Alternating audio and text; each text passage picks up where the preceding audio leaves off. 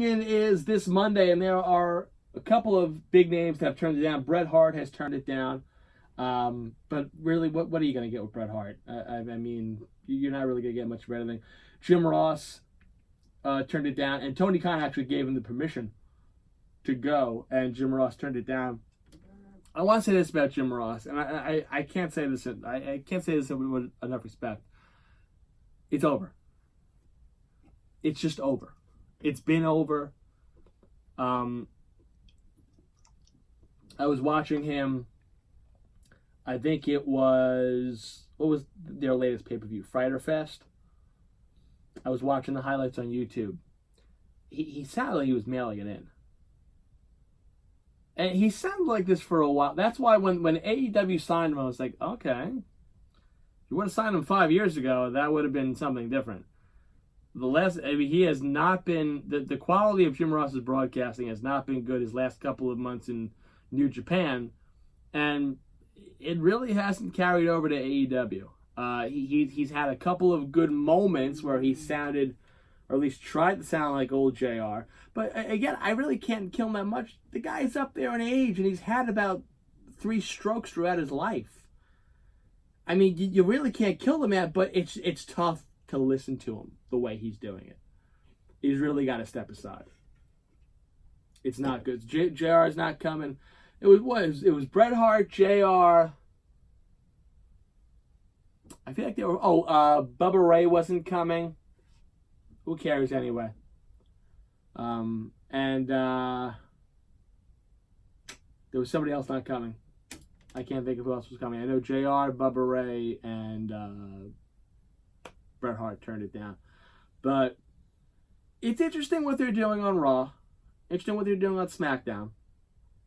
You can tell that the WWE, I wouldn't say feels threatened by AEW, but they're starting to step up their game on social media. They're starting to step up their game with some of the matches, even some of the storylines. They're starting to make sense.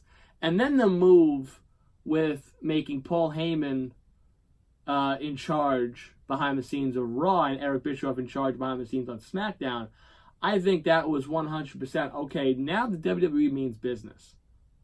Now it means business. And people can shit talk Eric Bischoff all they want. People like Jim Cornette, who will never give him any credit. And Cornette will never give anyone credit outside of Jim Cornette. That's why, what company is Jim Cornette working in right now? Oh yeah, that's right, I forgot. Zero. But I think it's a smart move. Now, what you have to do to make it work is Vince kind of has to take a back seat. It'd be interesting to see if he does that. Let Paul Heyman run Raw. You see how successful and good SmackDown was back in 03, 04, when Paul Heyman was writing for it. SmackDown was incredible. SmackDown was the show to watch. You have Paul Heyman in charge, actually in charge, with no one cutting his ideas down of Raw, and Bischoff controlling, and nobody cutting his ideas down either, of SmackDown, and Bischoff working with the Fox executives. He's had this before, working with TNT, Bischoff knows the game. Bischoff knows television, he knows how to work with the television executives. SmackDown going to Fox, I thought Bischoff was the right move for them. They're 2 home run hires. They just have to allow Heyman to be Heyman and Bischoff to be Bischoff. If Vince is going to sit there and go, no, I'm going to change this up. No, I'm going to change this up. Then it doesn't make any sense. Am I happy that... And again, this is the thing with Brock Lesnar that people don't understand.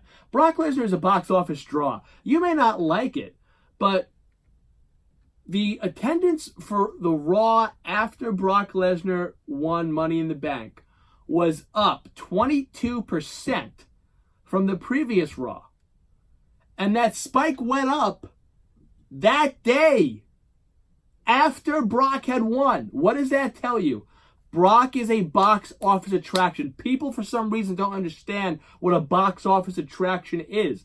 I like that we're having Seth again. People are going, oh, give us something new. Dude, it's called a rivalry. Were you bitching when Austin and The Rock were going at it? Or The Rock and Mankind fought each other about 45 times in 2 months? Were you bitching about that? No. I think they're doing something good here with Rollins. And Rollins stepping up his game, by the way, on Twitter, going back and forth with Will Ospreay. That's interesting. Jericho gets in the mix. You got to like what you're seeing all around with pro wrestling. Ring of Honor, it's dead. They had my friend Russ was there last night at the Manhattan Center. And it was, well, what's the word I'm looking for? Empty. There was nobody there. It was just an embarrassment. Ring of Honor is dead. It's been dead. I like what the NWA is doing. I don't know if anyone's catching on to it.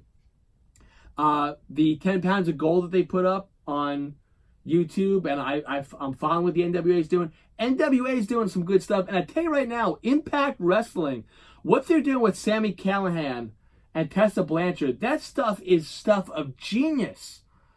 It's incredible writing. And I mean, those are smart people. Don Callis and Scott D'Amore, those are two wrestling smart people. Those are geniuses. I love what Impact's doing. Do they have that home run knockout Grand Slam marquee name? No, they don't. But it's quality wrestling. And the storylines make sense, and they're great, and they're intriguing. AEW, hey, you know what? I'm excited about AEW. I could do without the Young Bucks. I think they're the most overrated, non-original tag team in the history of professional wrestling. I could do without them. But for the most part, I'm excited what AEW is doing. And the WWE, I think, is getting better as well. And then you got NXT. It's a good time to be a wrestling fan. It's a really good time to be a wrestling fan.